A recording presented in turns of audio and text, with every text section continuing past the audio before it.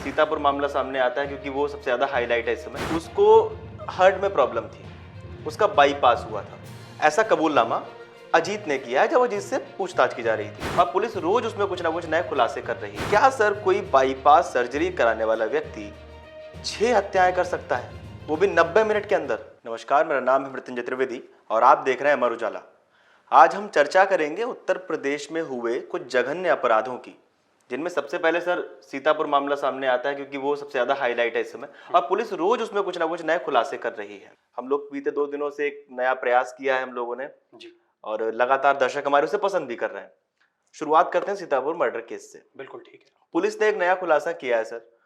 Police ने बताया कि वो जो अजीत था, जो मास्टरमाइंड बताया जा रहा है, उसको हार्ट में प्रॉब्लम थी, उसका बाईपास हुआ था, ऐसा कबूलनामा अजीत ने किया है जब अजीत से पूछताछ की जा रही थी। क्या सर कोई बाईपास सर्जरी कराने वाला व्यक्ति 6 हत्याएं कर सकता है, वो भी 90 मिनट के अंदर, देखिए अकेला? हाँ, बिल्कुल। मृत्युंजय देखिए, सबसे पहले तो जो हमारे दर्शक हैं मैं उनसे कहना चाहूँगा कि आप हमारी ये पॉडकास्ट सीरीज़ देख रहे होंगे। अगर आपको हमारे ये वीडियो पसंद आ रहे हैं तो हमारे चैनल को ज़रूर सब्सक्राइब करिएगा। सीतापुर हत्याकांड पर हमने बहुत वीडियोस बनाए हैं। जो भी जानकारी पुलिस ने उपलब्ध कराई है, जो जानकारी हमारे ग्राउंड पर मौजूद संवाददाताओं ने उपलब्ध कराई है, वो सारे हमने वो जानकारी आप तक पहुंचाने की कोशिश की है। तो हमारा ये जो प्रयास है ये आपको कैसा लगा, आप ये भी बताइएगा। और आज से हम उत्तर प्रदेश की तमाम बड़ी घटनाओं को लेकर, अपराध जगत की, आज से हम ये क्राइम का पूरा शो आपके सामने पेश करने का हमारी कोशिश रहेगी। तो ये कोशिश हमारी कैसी रही वो भी आप हमें ज़रूर बताइएगा। मृत्युंजय, अब आपका सवाल जी। सबसे पहले मैं आप दर्शकों को ये बता दूं कि जो अजीत है, अजीत ने क्या कुछ कहा, अजीत का क्या कुछ कबूलनामा हुआ। तो जो रिपोर्ट्स हमारे पास हैं उससे हम शुरू करते हैं और ये रिपोर्ट बताती हैं कि अजीत ने पुलिस को ये बताया कि सारे लोग उसका मजाक उड़ाते थे और उस मजाक उड़ाने की वजह से उसके दिल में जो गुस्सा था, जो फ्रस्ट्रेशन थी, जो नफरत थी, वो बढ़ती चली गई। उसने ये बताया कि अनुराग का पूरा परिवार उसे यानी अजीत को नाकारा समझता था और ऐसा कहा जाता था बकौल अजीत कि ये मास्टर है तो ये क्या कर सकता है। और ये तमाम जो ताने थे, ये जो तंज थे, ये उसके दिल में घुसते चले गए, छोटा बस्तर महसूस की कराने तरह की उसको चुभते चले गए और फाइनली उसने ये डिसीजन लिया कि चलिए अब सबको खत्म कर दिया जाए। हालांकि जब आईजी रेंज तरुण गाबा उन्होंने प्रेस कॉन्फ्रेंस की, उन्होंने तमाम खुलासे किए, उस पर हमने कल वीडियो भी बनाया था और ये उन्होंने बताया कि अजीत ने किस तरीके से 90 मिनट के अंदर इन हत्याओं को अंजाम दिया। अब जो खुलासे हुए हैं उसमें ये वाली बात पता चली है कि 90 मिनट जो ये खूनी खेल खेला गया, इसमें निशाने पर केवल अनुराग और प्रियंका ही थे। क्योंकि सबसे ज्यादा नफरत वो अपनी भाभी से करता था, प्रियंका सिंह से करता था, इसलिए उसने सबसे पहले कत्ल भी उसी का किया। जी। पहली बात। दूसरी बात यह कि ऐसा उसका कहना है कि अनुराग ने केसीसी यानी किसान क्रेडिट कार्ड का जो लोन था उसे चुकाने के लिए मना कर दिया था। अब जब मना कर दिया था, दोनों भाइयों के बीच बहस हुई थी। उस रात उसने ये भी प्रयास किया, शुक्रवार की वो शाम थी, 10 तारीख वो दिन था, 10 मई, तो उसने ये कोशिश की कि खिचड़ी बनवाई और खिचड़ी में उसने नींद की दवाई जहर मिला दिया। तो कबूला की 5 गोली वो मेडिकल से लेके आया था। 5 गोली उसने मिला दी। अब उसके बाद उसने ये सोचा कि सब लोग आएंगे बाहर से, ये खाना खाएंगे, खा के जो है जो बड़े लोग हैं उनकी डेथ हो जाएगी, क्योंकि उसमें वो दवाई ज्यादा डाली गई थी। और ये बताया गया है कि बच्चों को वो केवल नींद की गोली देकर सुलाना चाहता था और माँ का और बच्चों के कत्ल का उसका कोई इरादा प्लान नहीं था। अब ये पता चला कि जब पहली मंजिल पर बने कमरे में वो पहुंच गए वो लोग, उसके बाद उसने 2 बजे करीब, 2:30 बजे करीब उसने खूनी खेल को खेलना शुरू किया। 2:30 बजे से और 4 बजे तक। अच्छा सर, एक और टर्निंग पॉइंट बीच में आता है जी।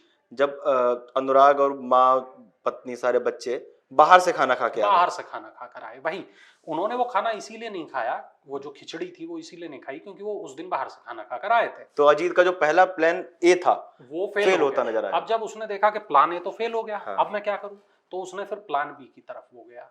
उसने फिर जो हत्या थी उसमें उसने 2 चीजों का सहारा लिया। हथौड़े का उसने सहारा लिया और उसने मदद ली उस अवैध तमंचे की जो उसके पिता का तमंचा था। पिता की मृत्यु हो गई थी 1 साल पहले, और वो तमंचा जो था, अवैध तमंचा, वो उनके घर ही पर रखा हुआ था। वो अजीत ने अपने पास रख लिया था।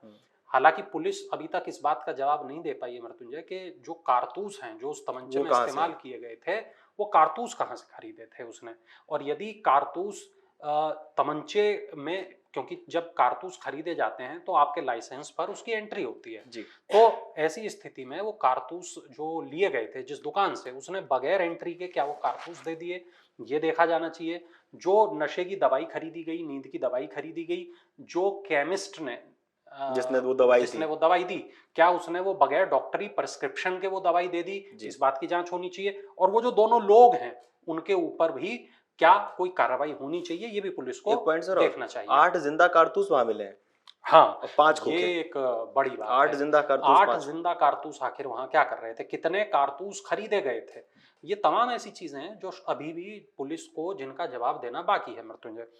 एक बात ये जो हमने कल भी बताई थी कि जब गोली चली प्रियंका के ऊपर, पहली गोली चली, चूंकि उसने ये प्रयास किया कि प्रियंका को जब मारा गया उसकी छाती पर गोली मारी गई, बाईं तरफ वो गोली मारी गई, कोशिश ये की गई कि जहां दिल होता है उस तरफ उसने निशाना बनाने का प्रयास किया। तो माँ जाग गई, माँ बाहर आई, माँ ने ये देखा कि भाई इस तरह ये हो रहा है, तो उसने अपने फिर माँ को निशाना बनाया, माँ के ऊपर वार किया हथौड़े से। और इसके बाद वो अनुराग के कमरे में गया, अनुराग को गोली मार दी। अजीत ने यह भी बताया कि बड़ी लड़की जो अरुणा सिंह हैं, उनको ये समझाने का प्रयास किया गया कि तुम्हारे पिता ने ही इन सबको मार दिया है, तब तक बच्चों को मारा नहीं था, सबसे आखिर में बच्चों को। हाँ, तो उसके बाद लड़की चूंकि थोड़ा बड़ी थी, वो चिल्लाने लगी, उसे मतलब समझ आता है कि क्या हो रहा है, 12 साल के आसपास करीब। तो उसके बाद फिर अजीत ने उसको भी मार दिया। उसके बाद जो 2 छोटे बच्चे बचे हुए थे फिर उनको भी मार अरुणा को शायद गोली मारी सर, हाँ, गोली मार के छत से फेंका। पहले गोली मारी गई, उसके बाद उसको छत से फेंका गया, और दोनों बाकी जो बच्चे हैं उनको भी बेदर्दी के साथ मार दिया गया, हाथ पैर तोड़ के छत से फेंक, उन्हें भी छत से फेंक दिया गया। और मैं इसमें एक पॉइंट ये भी है कि इसमें खुलासे में एसओजी, एसटीएफ और इसके साथ साथ आईजी क्राइम टीम, जो उनकी क्राइम टीम है, वो इसमें पूरी लगी। एसओजी यानी कि स्पेशल ऑपरेशन ग्रुप उसमें पूरा लगा, और एसटीएफ इसमें जो है वो उसके अंदर में लगी, और स्थानीय पुलिस की भी मदद ली, फॉरेंसिक टीमों की भी मदद ली। तो तमाम पहलुओं पर पुलिस ने जांच पड़ताल की। इसके अंदर में पुलिस ने कॉल डिटेल भी खंगाली, जिसको सीडीआर कहा जाता है, वो भी खंगाली, और मोबाइल की लोकेशन उसे भी पुलिस ने आइडेंटिफाई किया कि अजीत की लोकेशन कहाँ थी। अब विभा के रोल पे जी आपको आना होगा कि विभा का इसमें कल भी कहा था सर कि उसके ऊपर शक की सुई जो है अटकी हुई है। हाँ, वो एक बड़ा रोल है कि उसमें क्या कुछ है। अच्छा, एक पॉइंट ये भी है कि गुस्से में अनुराग पर हथौड़ा चलाया था। हाँ, अनुराग प्रियंका अरुणा सिंह पर गोली चलाई थी, और सभी मृतकों के चेहरे और शरीर के अन्य भागों पर गंभीर चोटों के निशान पाए गए हैं, और शवों पर इसके अलावा भी चोट के निशान हैं। अनुराग के सिर में 2 गोलियां मारी गई हैं, और अनुराग पर हथौड़े से भी वार किया गया है। तो ये जो सीतापुर मर्डर केस है, ये लगातार नए सवाल खड़े कर रहा है, और इससे ये बात पता चलती है कि 2 भाइयों के बीच में किस कदर दुश्मनी हो सकती है। मृत्युंजय, एक पॉइंट इसके अंदर में ये भी है, जो सवाल हैं, जैसा आपने सबसे पहला ही सवाल किया कि जिस व्यक्ति को दिल की बीमारी हो, क्या वो 90 बाईपास सर्जरी हुई हो, हाँ बिल्कुल, बाईपास सर्जरी हुई हो, क्या वो इतने बड़े हत्याकांड को अंजाम दे सकता है? देखिए, इसका कोई डॉक्टर ही वैसे तो सही जवाब दे पाएगा। फिर भी जितना हमने पत्रकारिता के जीवन में अनुभव किया है, क्राइम रिपोर्टर के बतौर अनुभव किया है, उसके आधार पर मैं आपको ये बताता हूं कि किसी भी जो दिल का मरीज होता है उसके लिए बहुत ज़्यादा दौड़ भाग करनी कठिन होती है। जिसकी बाईपास सर्जरी हो चुकी होती है उसके लिए वो दौड़ भाग करनी कठिन होती है। सामान्य कामकाज जो होते हैं उसमें भी उसको अतिरिक्त सतर्कता बरतने के लिए कहा जाता है। हालांकि इंसान के भीतर गुस्सा कितना है, उसके भीतर वो जो रेज है वो कितना है, उसके भीतर बदला लेने की, प्रतिशोध लेने की आग कितनी ज्यादा है, आग जैसा आपने कहा, तो वो कई मर्तबा सप्रेस कर देती है दूसरी चीजों को। एक मैं आपको उदाहरण देता हूं कि जब मूवी शुरू होती है रक्त चरित्र, तो उस पर जी। पहला ही जो वाक्य है वो लिखा आता है कि प्रतिशोध जो है वो सबसे ज्यादा प्योर इमोशन है इंसान के भीतर।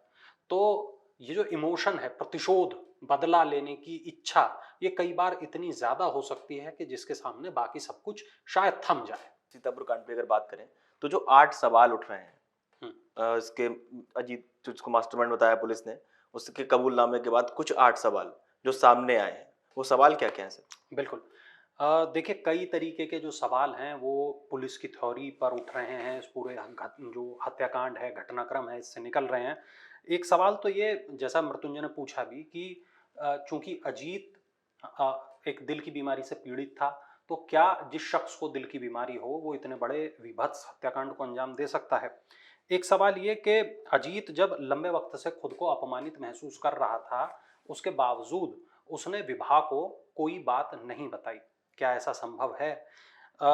पति पत्नी दोनों के बीच बहुत एक दोस्त जैसे ताल्लुकात होते हैं, रोज दोनों बातें किया करते हैं। क्या अजीत इतना ज़्यादा इंट्रोवर्ट था कि उसने अपने किसी दोस्त को, उसने अपने किसी रिश्तेदार को, इवन अपनी बीवी तक को इस बारे में नहीं बताया कि उसके दिमाग में आखिर चल क्या रहा है? पॉइंट नंबर 3 जो है वो बहुत महत्वपूर्ण है। अजीत के पिता वीरेंद्र सिंह के साथ उनके जो ताऊ आरपी सिंह, उन्होंने प्रॉपर्टी में धोखा किया था, ऐसा कहा जा रहा है। अब अजीत को उनसे तो बदला लेने की इच्छा नहीं थी, अदावत की कोई ऐसी उनको दिक्कत नहीं थी, और ये हत्याकांड प्रॉपर्टी और लोन की रकम के चलते किया गया। यानी एक तरफ उसने अपने ताऊ से कोई बदले की इच्छा नहीं रखी, लेकिन अपने भाई से भाई बदले से की इच्छा रखी। ऐसा कैसे हो गया? एक सवाल ये कि जिस ढंग से अनुराग को गोली मारी गई, उसके सिर में लगातार 2 गोलियां मारी गईं, एक ऐसा फील होता है ये तो किसी प्रोफेशनल का ही तरीका हो सकता है। और जिस तरह सिर से सटा के गोली मारा जाना, इससे ये पता चलता है कि शायद ये काम किसी प्रोफेशनल ने किया था।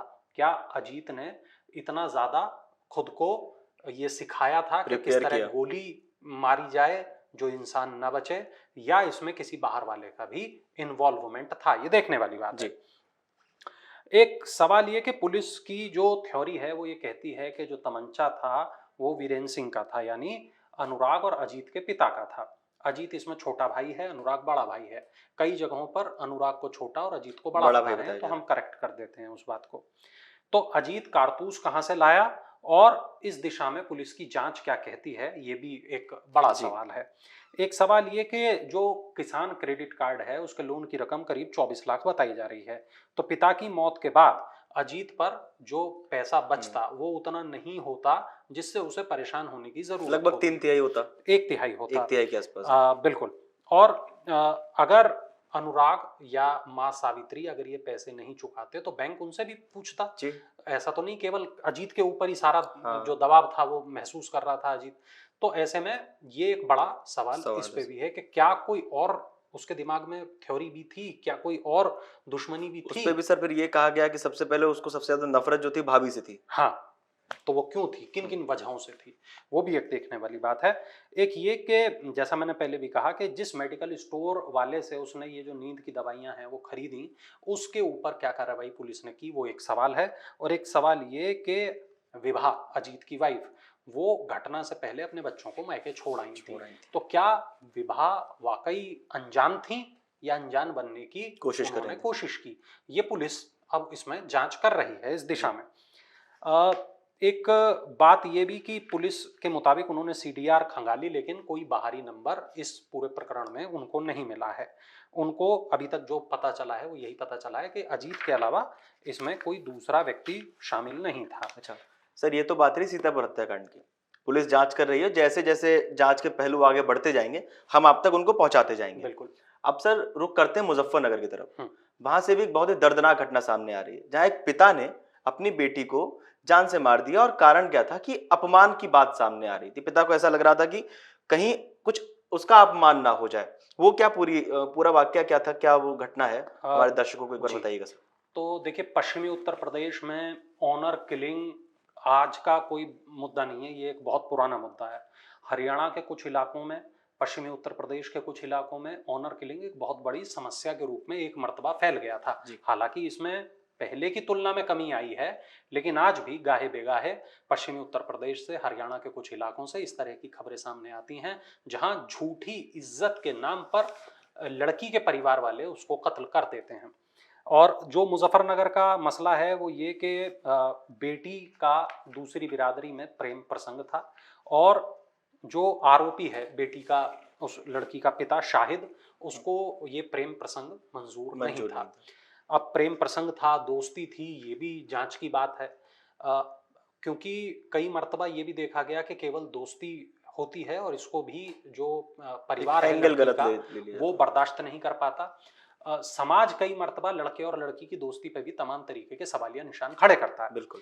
और छुरी से शाहिद ने अपनी बेटी का मर्डर कर दिया और तब तक उसे मारा जब तक कि वो मर नहीं गई। इसके बाद शाहिद पहले तो मौके से फरार हो गया, इसके बाद वापस लौट कर आया, उसने पुलिस को ये बताया कि मैंने अपनी बेटी को जान से मार दिया है।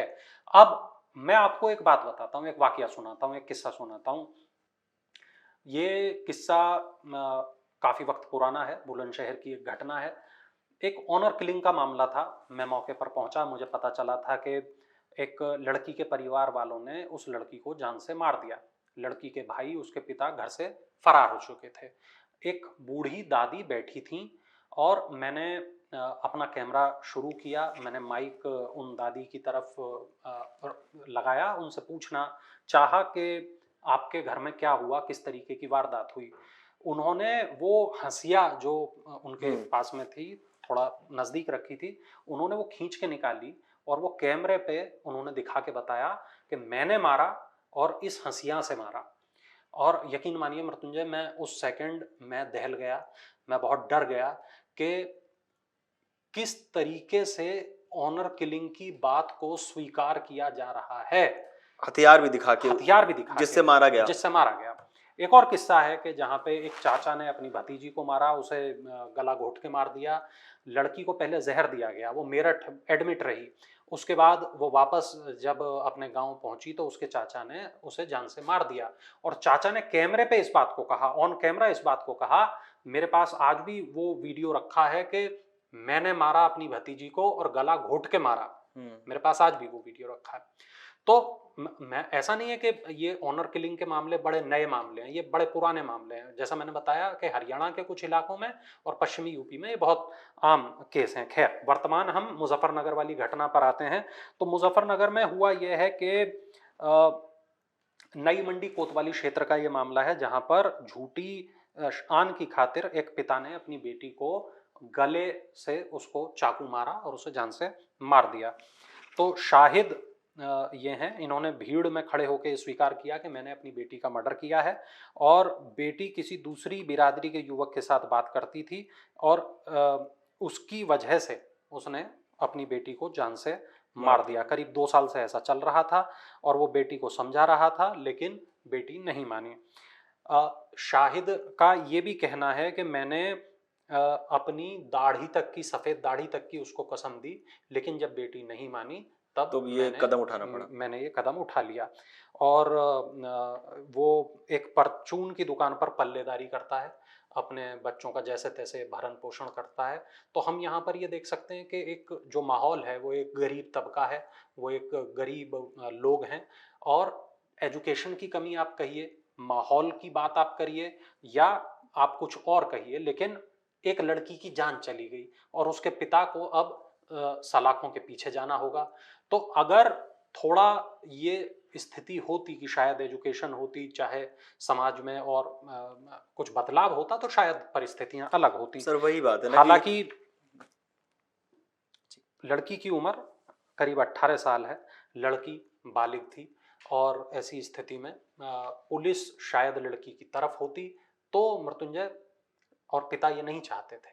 तो बिल्कुल सर, एक सोचने वाली बात यह है कि वो पिता जिसने कभी उस बच्चे को पाला होगा, क्या वो स्थिति रही होगी, क्या मानसिक विचार रहे होंगे और क्या सामाजिक स्थिति बनी होगी। क्योंकि अधिकतर सर देखा यह जाता है कि इस तरह के जब निर्णय लिए जाते हैं तो सामाजिक दबाव होता है, समाज की प्रतिष्ठा। जैसे उन्होंने बोला कि अपमान के डर से बेटी को मार दिया, तो वो समाज का ऐसा क्या दबाव कि उस बच्ची को जिसे गोद में पाला, आपके सीने के ऊपर खेल के वो बड़ी हुई, उसका गला रेतते हुए, उसको गले पे चाकू मारते हुए एक बार हाथ नहीं कांपे?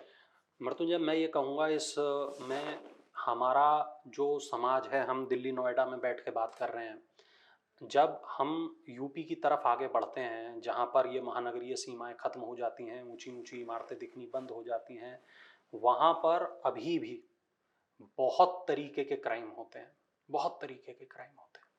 और मृत्युंजय, उसमें एक बात ये कि अगर लड़की, मान लें, ऐसा फर्ज करें, कहीं भाग गई किसी लड़के के साथ, तो आते जाते जो लोग हैं वो बाप को ताना मारेंगे। उन तानों का एक बाप को डर होता है, एक भाई को डर होता है। जी। और अक्सर इसी वजह से, जो झूठी इज्जत की हम बात खानदान कर की रहे हैं, झूठी खानदान शान। की झूठी इज्जत, उसी वजह से वो कत्ल जैसे फैसले लिया करता है। अब इस मामले में कानून अपना काम करेगा, देखते हैं आगे। सर, इसी तरह का एक घटना, एक वाक्य और शाहजहांपुर से आता है, बिल्कुल। जहां भी एक झूठी शान के लिए पिता ने और भाई ने मिलके लड़की का गला घोटा और उसकी लाश को जंगल में फेंक दिया। वहां पे सर क्या स्थिति बनी, उसका पूरा मामला क्या है? देखिए, जो रिपोर्ट्स हमारे पास आई हैं, अमर उजाला के संवाददाताओं ने जो रिपोर्ट्स हमें भेजी हैं, वो हमें ये बताती हैं कि शाहजहांपुर के निगोही थाना क्षेत्र का एक गांव है, वहां का ये मामला है।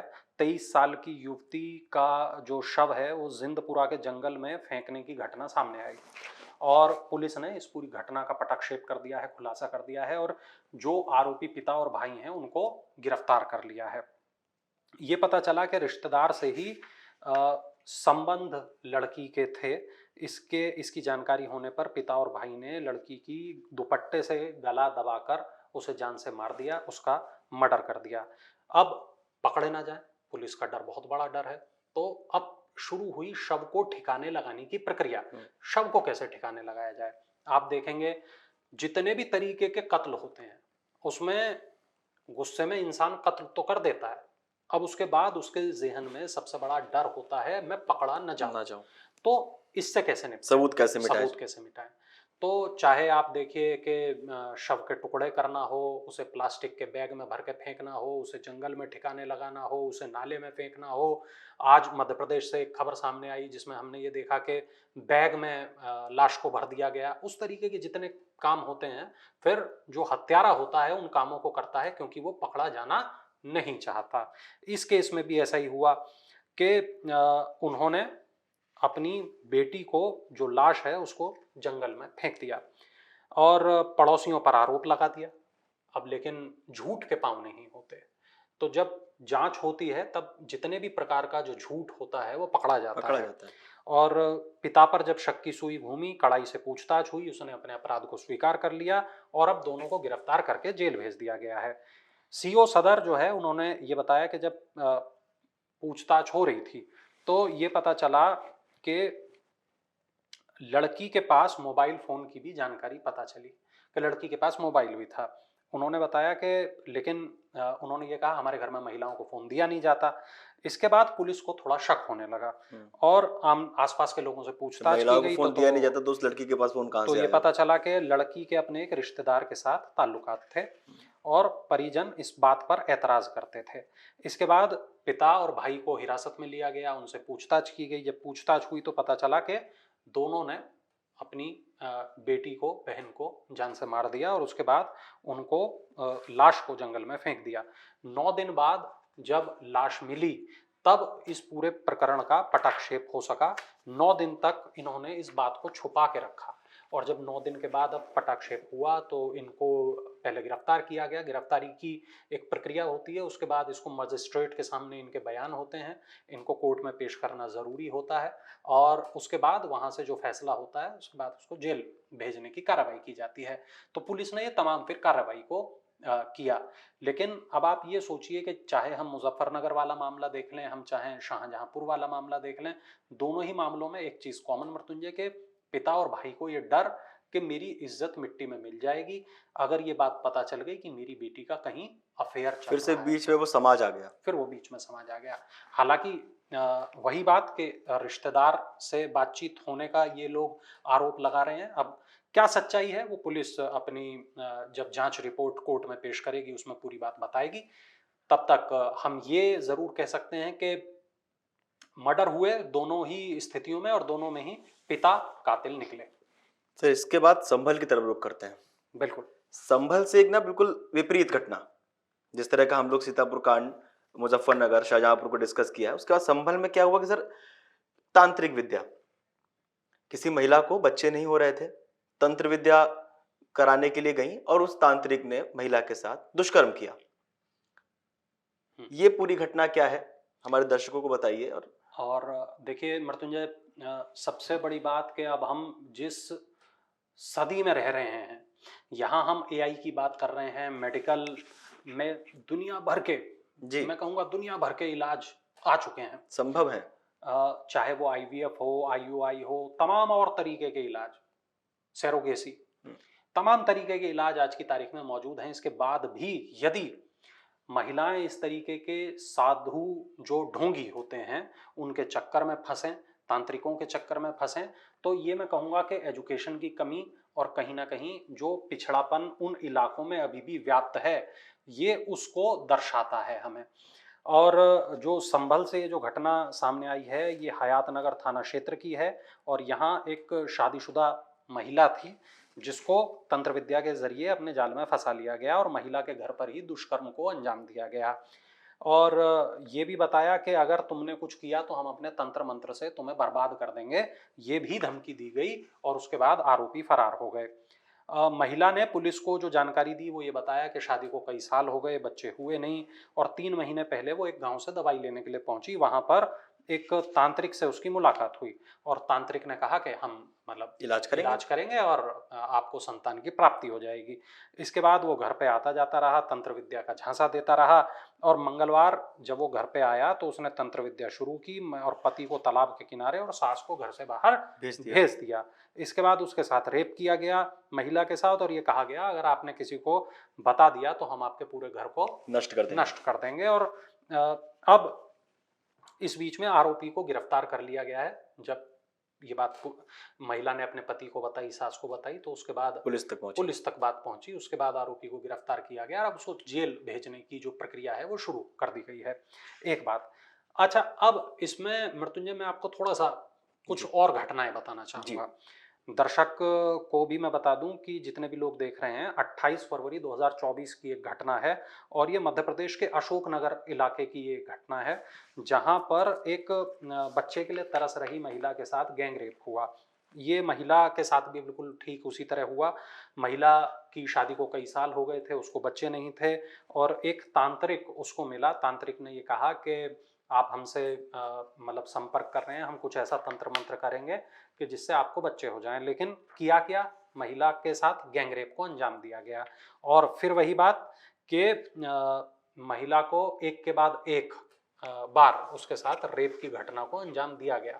फाइनली महिला को जब ये एहसास हुआ कि मेरे साथ बुरा हो रहा है, गलत हो रहा है, तो उसने आवाज उठाई, पुलिस के पास वो पहुंची और इन लोगों को गिरफ्तार किया गया और सबको जेल की सलाखों के पीछे डाला गया।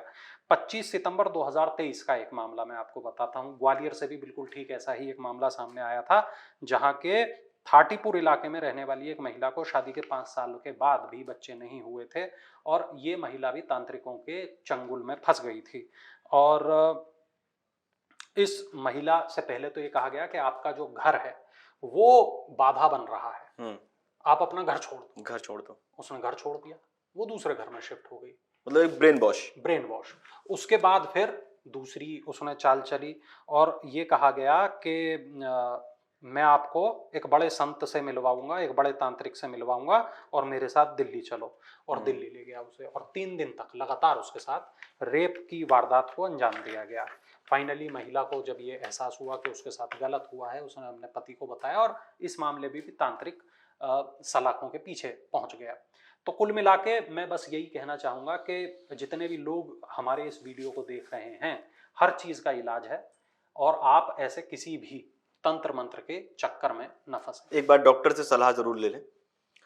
सर इसके बाद रुक करते हैं बरेली के लिए। बिल्कुल। बरेली में एक हेमकांड हत्याकांड हुआ था। हेमलता हत्याकांड काफी सुर्खियों में रहा। उसमें एक नया मोड़ आया है जो कि पति के बयानों से जो गुत्थी जो है उस हत्याकांड की वो उलझ रही है। वो पूरा मामला क्या है एक बार सर वो स्पष्ट हो जाए। बिल्कुल, देखिए एक मर्डर हुआ बरेली में, और ये जो मर्डर है इसमें कई तरीके की चीजें थी। इसमें पति जीवित बच गया, पत्नी की मृत्यु हो गई। पति ने ऐसा कहा कि मैं और मेरी वाइफ हम मोटरसाइकिल से जा रहे थे, हमें बदमाशों ने घेरा, लूटपाट का प्रयास किया, पत्नी ने विरोध किया, पत्नी को गोली मार दी, मेरे को केवल पिटाई हुई, मेरे को बचाने लगी पत्नी और बदमाश गुस्सा हो गए और उन्होंने मेरी पत्नी को गोली मार दी। अब पति के ऊपर सवाल उठना तो, लाजमी शक है। होना तो लाजमी है। अब इसमें एक जो पॉइंट है जो आज पुलिस ने बताया है वो ये कि कातिल मौके से दोनों खोखे भी उठा ले गए। खोखा मतलब जब आप फायर करते हैं तो एक एक जो खाली शेल होता है वो गोली बचा का, हुआ खोखला बचा उसका। हुआ वो गिर जाता है। तो वो वहां पर अगर 2 राउंड फायर हुए तो 2 वो खोखे वो खोखे उठा के- होने चाहिए थे, लेकिन वो दोनों भी उठा ले गए। अब अमूमन अपराधी ऐसा नहीं करते करता। हैं, इतना होश कहाँ रहता वो उन्हें भागने की चिंता होती है, चूंकि वो रास्ते में अगर इस तरह के अपराध को अंजाम दे है। रहे वो हैं भी तो जिसके उन्हें, पति के साथ सिर्फ मारपीट की गई वो जिंदा है। हाँ, तो 315 बोर के कारतूस के खोखों की तलाश में पुलिस ने करीब 500 मीटर के पूरे इलाके को खंगाला है और नोएडा से एक स्पेशल टीम को भी बुलाया गया। पोस्टमार्टम रिपोर्ट ये बताती है कि हेमलता को 2 गोलियां मारी गई थी, एक उसके सिर में फंस गई थी जबकि एक उसके सीने के आर पार हो गई थी। निकल गई थी। अब हैरत की बात यह है कि वहां पर पुलिस को कोई खोखा नहीं मिला। पोस्टमार्टम के दौरान सिर से 315 बोर की एक गोली निकली है। पुलिस को ये लग रहा था कि कातिल और तमंचा और खोखा आसपास फेंक गए होंगे, अमूमन ऐसा ही होता है। तो जैसे ही गोली मारी और आदमी को ये जो जो अपराधी है उसे ये लगेगा मैं पकड़ा जाऊंगा, अब तो मेरा काम तो हो गया, मैंने मर्डर तो कर दिया, वो फेंकेगा उसे और भाग जाएगा ताकि वो ना पकड़ा जाए। लेकिन अगर इसके बावजूद वहां पर तमंचा नहीं, वहां पर खोखा नहीं, अगर तमंचा वो अपने साथ ले भी जाएगा तब भी खोखा तो वहां रहना चाहिए, हाँ। उसके बाद भी नहीं। ये एक बहुत बड़ा चीज थी। इसके बाद में पुलिस ने वहां पर फॉरेंसिक टीम पहुंची, सर्विलांस से मदद ली गई, डॉग स्क्वाड से मदद ली गई, क्राइम ब्रांच से मदद ली गई और नोएडा से आई एक मेटल डिटेक्टर टीम की भी मदद ली गई। इसके बावजूद भी वहां चाकू, तमंचा, खोखा कुछ भी पुलिस को नहीं मिला। मृत्युंजय, एक बात यह कि तमंचे से सटाकर गोली मारी गई थी और ये बिल्कुल मुझे वैसा फील हो रहा है कि जिसमें ये देखा गया हो कि बच ना जाए। वही जो हम लोग पहले डिस्कस कर रहे बिल्कुल। थे, सीतापुर हत्याकांड और जैसा। बदमाशों ने जो पति है राजकुमार, हाँ। हेमलता का, उसने ये बताया कि जब बदमाशों ने गोली चलाई तो मैं तो नीचे बैठ गया और हेमलता सामने आ गई। जो गोली पार निकली वो उसे नहीं लगी। अगर आपके पीछे कोई खड़ा है और अगर गोली मारी जाए और गोली आर पार निकल जाए तो बहुत चांसेस होते हैं कि गोली पीछे वाले को के लग लगे। जाए, लेकिन ऐसा भी नहीं हुआ। तो गोली या वो छर्रे कुछ ना कुछ तो लाजमी है लगना। घायल हाँ। हो सकता था, लेकिन ऐसा नहीं हुआ है। तो अभी तक भी पुलिस को इस मामले में कोई सफलता हालांकि हासिल नहीं हुई है, लेकिन अभी भी पुलिस लगातार पूछताछ कर रही है, जांच कर रही है। और इस मामले में देखिए जो एक कार्रवाई हुई है वो ये कि एसएसपी ने इंस्पेक्टर सतीश कुमार और चौकी इंचार्ज को हटा दिया है, दोनों ने चार्ज छोड़ दिया है और अब नए वहां पर नई टीमें आ गई हैं, 5 टीमों की गठित कर दी गई हैं और जो हत्या के खुलासे का वहां प्रयास कर रही हैं। यानी ये जो नई 5 टीमें हैं ये बहुत जल्द मुझे लगता है कि हेमलता के हत्याकांड का पर्दाफाश हो जाएगा और कोई ना कोई ऐसी सॉलिड थ्योरी हमारे सामने आएगी जो मुझे लगता है दर्शकों को चौंका देगी। पुलिस सर कार्रवाई कर रही है, जांच चल रही है। तब तक हम एक रुख करते हैं बनारस की तरफ। बनारस से एक मामला यह है कि एक व्यापारी की किडनैपिंग हो जाती है। 9 दिन बाद उसका शव मिलता है और शव की पहचान ना हो सके इसलिए उस शव का व्यापारी का गला काट के गले को नदी में फेंक दिया जाता है, गंगा नदी में फेंक दिया जाता है। मृत्युंजय देखिए, जैसे ही आप इसको पूरे को देखते हैं ये बात पता चल जाती है कि ये एक प्लान मर्डर है ना। और जो हत्यारा है वो ये चाहता है कि अगर लाश पुलिस के हाथ लग भी जाए तो ये पता ना चले किसकी है, लाश किसकी है।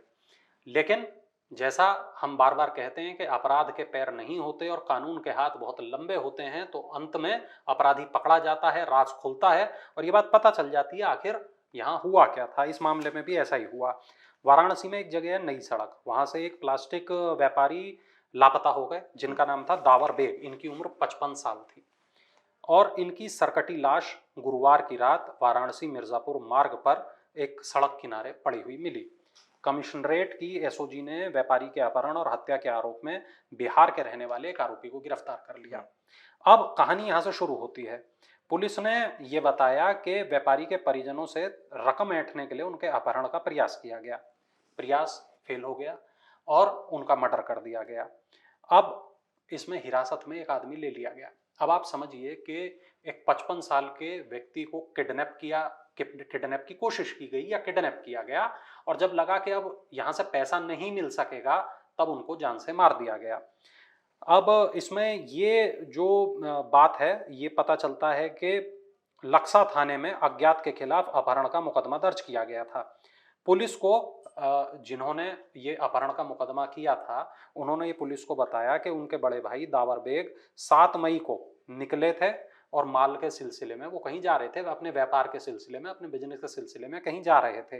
काफ़ी देर के बाद वो वापस नहीं आए तो उनके दोनों मोबाइल नंबर पर कॉल की गई, कॉल रिसीव नहीं हुई।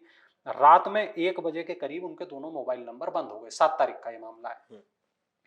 और 10 तारीख को उनकी जो बाइक है वो मुगल सराय में लावारिस स्थिति में पड़ी मिली। अब बनारस से इसके तार पहुंच गए मुगल सराय, बिहार।